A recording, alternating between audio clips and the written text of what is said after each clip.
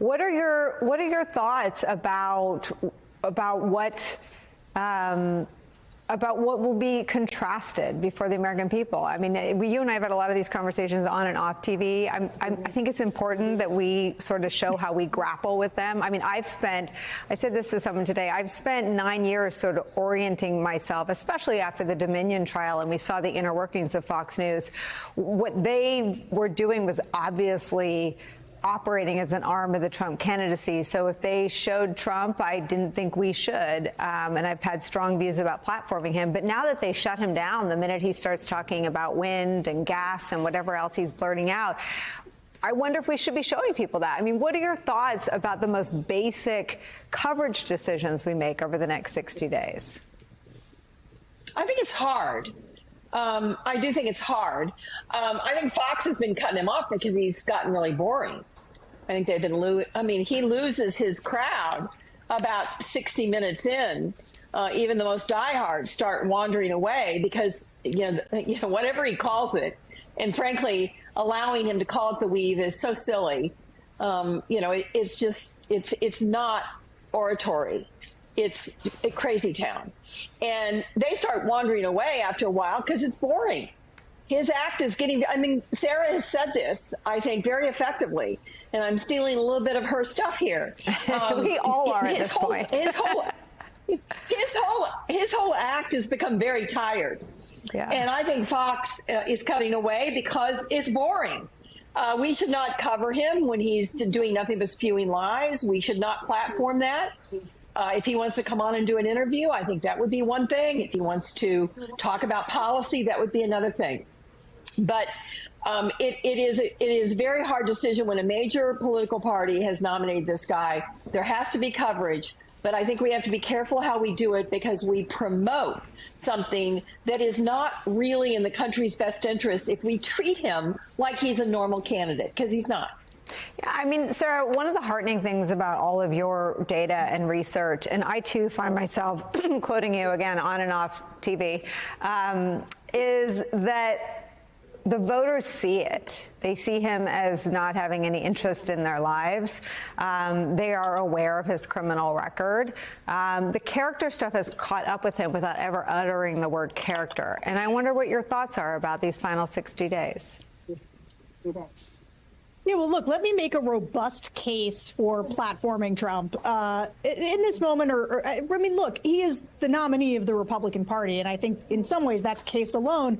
But I'll tell you, I think it's really important that voters see Trump often unfiltered, because here's a thing that I know from doing focus groups every single week, maybe multiple focus groups for over the last now many, many years, which is that the more voters see of Donald Trump, the less they like him. When Donald Trump is invisible, when he is less visible, right, his approval ratings go up. When he is more visible, his approval ratings go down. And so we want the American people to see him in his rambling, insane glory. The fact is, kicking him off Twitter and shunting him over to Truth Social has essentially protected it's protected Trump, and it's kept a lot of voters from seeing. I mean, if you were to take a spin through Truth Social, sometimes people grab one or two screenshots and they report on them. But if you just were to look at it as an average voter, you would say, these are the ramblings of a deranged lunatic, and America needs to know what it's getting when they elect Donald Trump. I listen to voters, and there's a little bit of Trump amnesia from, when Trump says, were you better off 4 years ago? The answer is no, we were all stuck in our houses because you mismanaged a pandemic and, lied to everybody about what was actually going on. I mean, people have to see what they would get with a second term of Trump, which is somebody who is now going into 2024, much older, much less tethered to reality, much less good at articulating his positions on things. And so I say let Trump cook and let the American people see him, because the more they see him, the less they like him.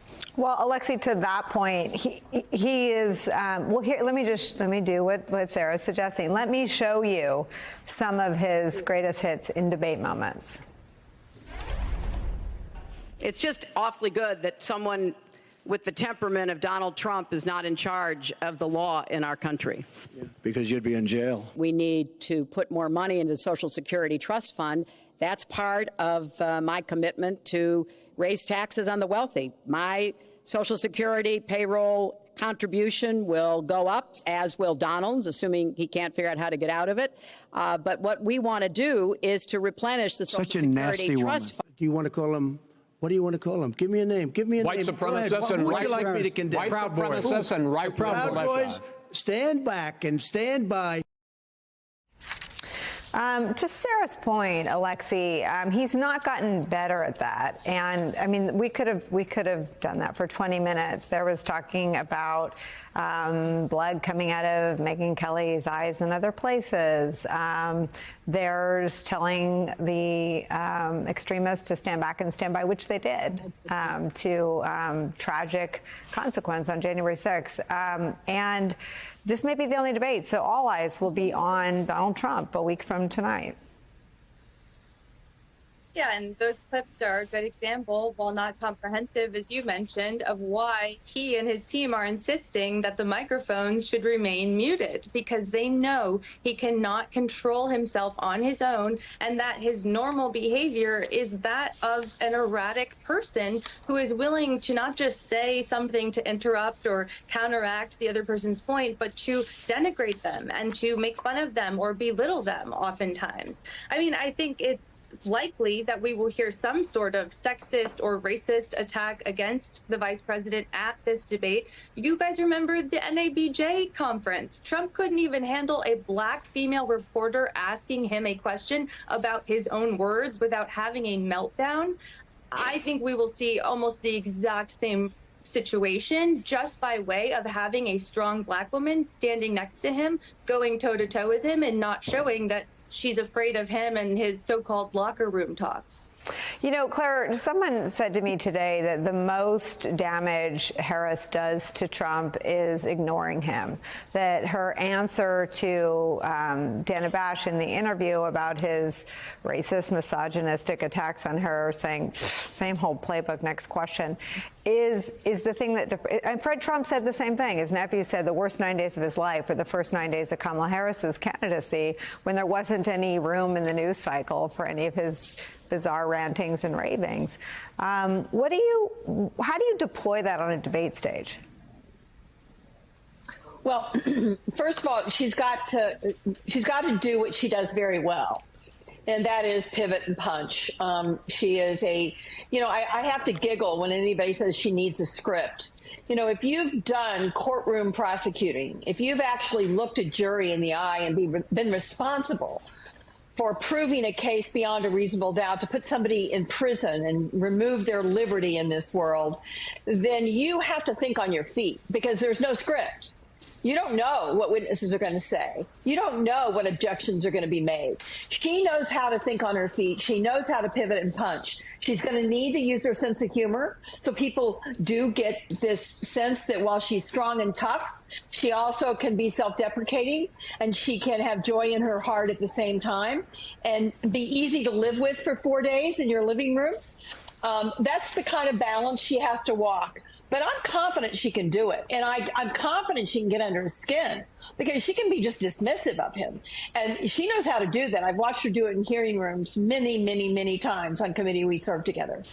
Yeah, I mean, Sarah, do you think that, I mean, and I think you can ask Brett Kavanaugh or Bill Barr or Jeff Sessions how she did in questioning them without a script. I mean, is that a model for parts of the debate, or you know, what do you think she should deploy next Tuesday night? Yeah, well, look, I'd like to make a case for substance. I know that I saw that quote that you played kind of at the lead in about how she's going to focus on getting under her skin. If I were her, what I would do is, look, this is your chance to really introduce yourself to the American people. They still don't have a firm grasp on who she is. And so I think it's really important that she is strong talking about policy. People want to know what she stands for, because the thing about rattling Trump will rattle himself. I mean, literally just being on the stage with her will cause him to be undone. She doesn't need to do anything to get under his skin. She is under his skin. I mean, this is a guy who I think can't figure out how to deal with her. And so if I were her, I would focus on showing that you have a strong command of the substance and let Trump do what he did in his debate, like he did with Biden in 2020, where he just howled at the moon like a lunatic. And I'll tell you, I remember doing focus groups after that. And that was the time that voters said, you know what, this guy's out of his mind. And I think like that's who Trump is. And so she's got to show people that she is she's ready to be commander in chief. And this guy is just a crazy man barking from the sidelines.